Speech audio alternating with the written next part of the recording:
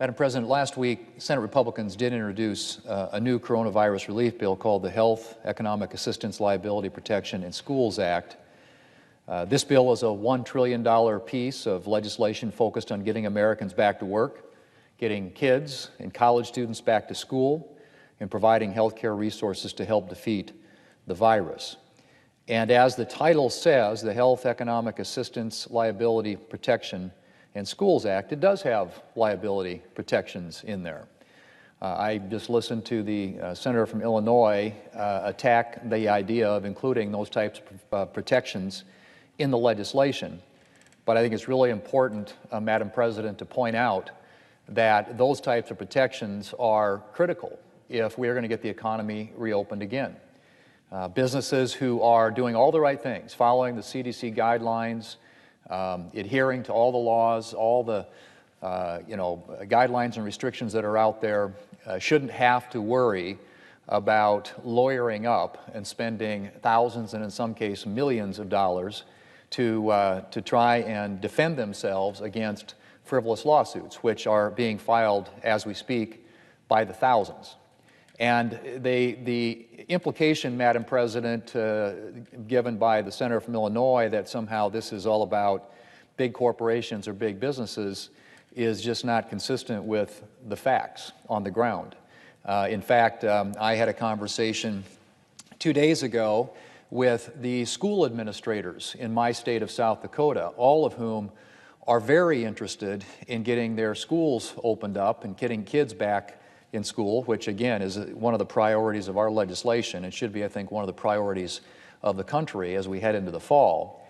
And one of their big issues was ensuring that they had protections against liability, a liability shield, if you will, not against gross negligence, not against intentional misconduct. Those types of things would not be covered, but protections if in fact they are doing all the right things consistent with the guidelines, following the rules that have been put in place, that they should have at least some protections. And that's going to be true not just of schools and small businesses, Madam President, but also going to be true of healthcare providers.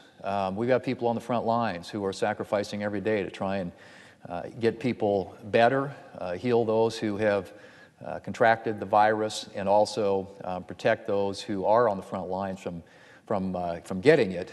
And they too are going to need those very types of protections that are called for in our legislation. So this is not something that was put in there on a whim just because we knew that the Democrats wouldn't like it.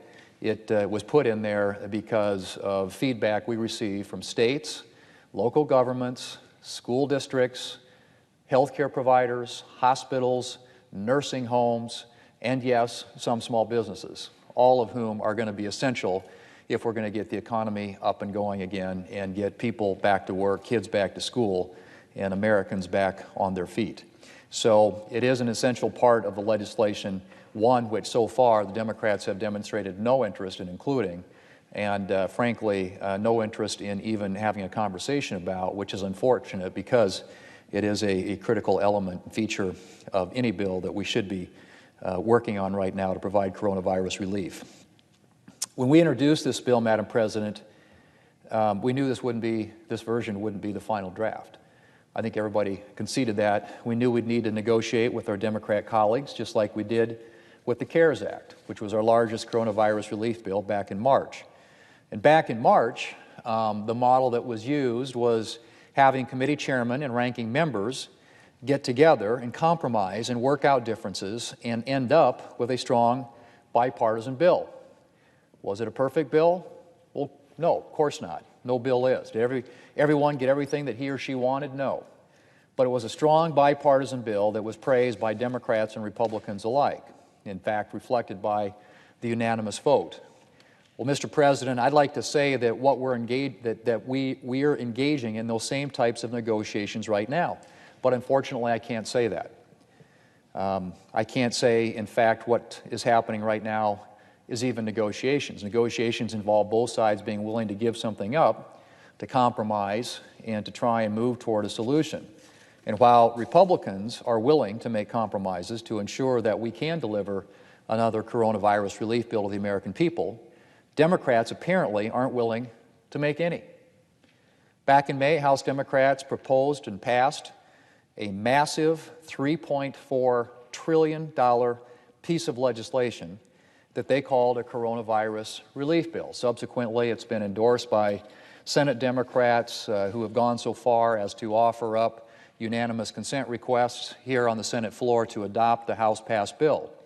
In reality, that House-passed bill, $3.4 trillion bill, Mr. President, was a lengthy liberal wish list, which even members of the Democrats' own party dismissed as dead on arrival. In fact, Democrats had some work to do to persuade members of their own caucus in the House to vote for the bill. As Politico put it at the time, and I quote, "As of late Thursday evening, the House Democratic leadership was engaged in what a few senior aides and lawmakers described as the most difficult arm-twisting of the entire Congress, convincing their rank and file to vote for a $3 trillion stimulus bill that will never become law." Unquote. That's from Politico. The House bill includes various, quote, coronavirus priorities, like funding for diversity and inclusion studies in the marijuana industry, tax cuts for blue state millionaires, federalizing elections, just a few of the items that were included in the House-passed bill, Mr. President, that it's very hard to argue have anything to do with defeating the coronavirus. In fact, the House bill mentions the word cannabis more often than it mentions the word job, which tells you all you need to know about the seriousness of that proposal.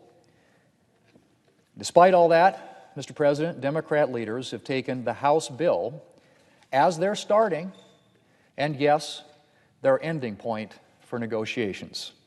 They're insisting that Republicans sign off on pretty much everything in their bill, from the tax cuts for wealthy Americans to major changes in election law. And they're not budging on the price tag either. Now, Mr. President, as I said, Republicans have proposed a $1 trillion piece of legislation. And I can tell you from being a member of the Republican conference and the discussions that we have, what a stretch it is for a lot of Republicans who already have voted for multiple coronavirus relief bills to the price tag of about $3 trillion so far, to do another $1 trillion, knowing that every one of those dollars is a borrowed dollar. Every one of those dollars is going on a federal debt, which is already upwards of $25 billion, and will ultimately have to be paid back by our children and grandchildren. Well, that said, the $1 trillion legislation that was put forward by Republicans is nowhere close to the price tag for the Democrats' bill, which is $3.4 trillion, as I said. Now, I think even an elementary school student would realize that compromise lies somewhere between those two numbers, more than perhaps the Republicans' bill and less than the Democrats' bill. But apparently, that's not something that Democrats are willing to entertain. A senior correspondent for CNN talked to Speaker Pelosi yesterday, who claimed she wanted to reach agreement on a bill this week. The correspondent asked the Speaker what price tag she was willing to agree to. Her answer? $3.4 trillion. In other words, Mr. President, after more than a week of negotiations, the Speaker of the House hasn't budged from her original position. She hasn't budged. Nor have the Senate Democrats, who every time something has come up on our side to try and address this crisis, have answered with, well, let's just pass the HEROES Act of the House, the $3.4 trillion boondoggle. Well, Mr. President, that's not a compromise. That's not a negotiation. And if we emerge from this process without a coronavirus relief bill, the responsibility will rest squarely on the shoulders of the Democrat leadership. Well, let's suppose for a moment that Republican negotiators agreed to every single thing that Democrats are insisting on.